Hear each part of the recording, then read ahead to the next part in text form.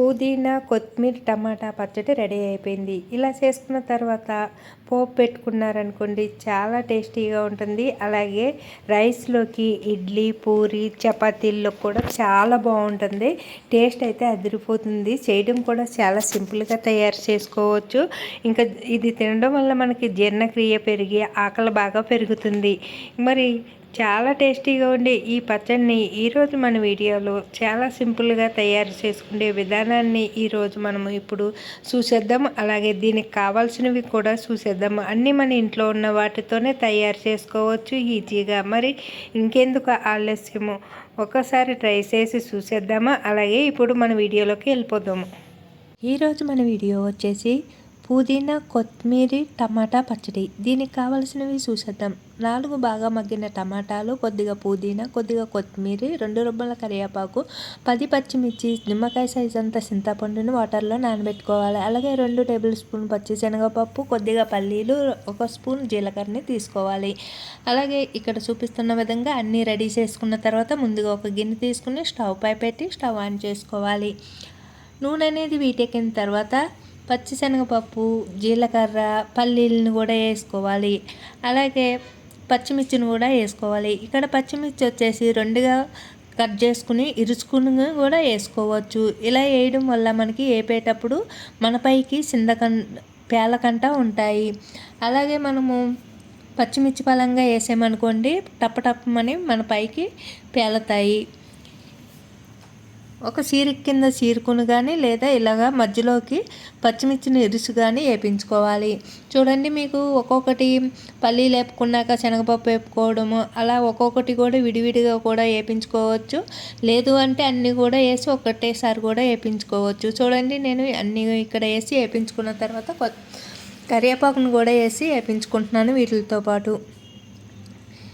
ఇలాగా పల్లీలు ఇంకా శనగపప్పు కొద్దిగా వేగిన తర్వాత ఇలా కరివేపాకు వేస్తే తొందరగానే వేగిపోతుంది. ఇలా వేగిన తర్వాత ఒక ప్లేట్లోకి తీసేసుకోవాలి. ఇక్కడ చూపిస్తున్న విధంగా ఇప్పుడు ఇదే నూనెలోకి మనము చూడండి, నూనె కూడా ఏం పేర్చలేదు కదా, ఇదే నూనెలోకి మనము పుదీనాను కూడా వేపించేసుకుందాము. పుదీనా మనకి జీర్ణక్రియను మెరుగుపరుస్తుంది, అలాగే ఆకలిని పెంచుతుంది. ఇప్పుడు ఇలా పుదీనాను కూడా మనకి ఇదే నూనెలో సరిపోతుంది. ఈ నూనె ఇంకా దీనికైతే సరిపోతుంది. మనం కొత్తిమీర వేపేటప్పుడు కాస్త వేసుకుందాము. ఇది బాగా వడిలిపోయి ఇలాగా దూరగా వేగిన తర్వాత మనము ముందుగా శనగపప్పు అవి వేపించి పక్కకు తీసుకున్నాం కదా, పచ్చిమిర్చి ఆ ప్లేట్లోకి అయితే తీసేసుకుందాము. చూడండి, ఇక్కడ చూపిస్తున్న విధంగా ఇలా అనుకుని బాగా దూరగా వేగిన తర్వాత తీసేసుకుందాము. అలాగే మీరు ఎక్కువ కూడా చేసుకోవచ్చు. ఈ పచ్చడి చేసుకుని వారం రోజులు ఫ్రిడ్జ్లో పెట్టుకుని కూడా తినవచ్చు. చూడండి, ఇలా వేగిపోయింది కదా. ఇంకా అలాగనే మనకి బిర్యానీలో కానీ దేంట్లో అయినా వేసుకోవచ్చు. అలాగే ఈ మొక్కను పెంచడం కూడా మనకి చాలా సులువు. పుదీనా మొక్కలు మనము పుదీనా తెచ్చుకుంటాం కదా మార్కెట్ నుంచి, తెచ్చుకున్న తర్వాత అవి కాడలు మిగిలిపోతాయి కదా, ఆ కాడల్ని మనకి కుండీలో కానీ మీకు స్థలం ఉంటే కింద కానీ పెట్టుకుంటే మనకి వాటర్ ఎక్కువ పారే దగ్గర పెట్టుకోవాలి. వాటర్ ఎక్కువ నిల్వ ఉండే దగ్గర పుదీనా పెట్టినామనుకోండి పుదీనా మొత్తము వచ్చేస్తుంది. ఫ్రెష్ పుదీనా మనకి ఇంట్లోనే కోసుకుని ఇలా పచ్చడి లేదంటే మనము కూరల్లో కూడా వాడుకోవచ్చు. ఇప్పుడు మనకి కొత్తిమీర కూడా ఒక 2 టేబుల్ స్పూన్లు నూనె వేసి దాంట్లోనే కొత్తిమీరని కూడా వేపించేసుకున్నాం కదా. మనకి కొత్తిమీర కూడా జీర్ణక్రియను మెరుగుపరుస్తుంది, అలాగే రోగనిరోధక శక్తిని కూడా పెరుగుతుంది దీన్ని కొత్తిమీర తినడం వల్ల. అలాగే ప్రతి కూరల్లోనే వేసుకోవడం వల్ల మన హెల్త్కి కూడా చాలా మంచిది. అలాగే ఇలాగ అప్పుడప్పుడు ఇలా చట్నీ కూడా చేసుకుంటే మన ఆకలి కూడా పెరుగుతుంది. పుదీనా కొత్తిమీరకి 2 అట్ల వల్ల. అలాగే మనకి నోటికి కూడా ఏమి తినాలని అనిపించినప్పుడు టేస్టీగా చాలా బాగుంటుంది.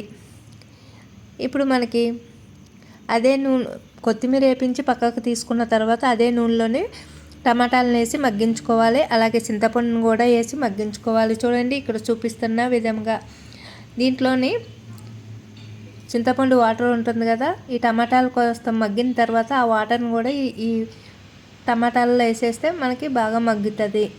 అలాగే దీంట్లోనే సాల్ట్ కూడా వేసేసుకోవచ్చు, లేదంటే మనం ముందుగా వేయించుకున్న పోపుల్లో కూడా వేసుకోవచ్చు. మనకు పోపులు చల్లారినాయి కదా, నేను మిక్సీ పట్టి ఇలా తీసుకున్నాను మొయ్యిగా.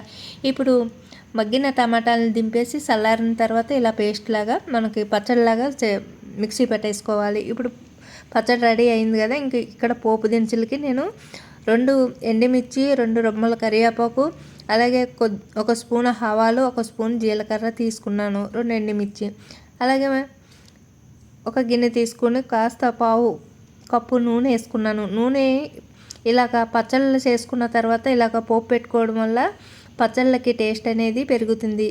ఇలాగ ఇందులోకి ఇవన్నీ వేసేసుకుని ఇలా పోపు పెట్టుకోవాలి. దోరగా వేగిన తర్వాత పచ్చడిని ఇందులో కలిపేసుకోవాలి. అలాగే రుచికి సరిపడా సాల్ట్ మనము మిక్సీ పట్టినప్పుడే వేసుకున్నాం కదా, సరిపోకపోతే మరి కాస్త వేసుకోవాలి. అంతేనండి, ఎంతో టేస్టీగా ఉండే ఈ కొత్తిమీర పుదీనా పచ్చడి అయితే రెడీ అయిపోయింది.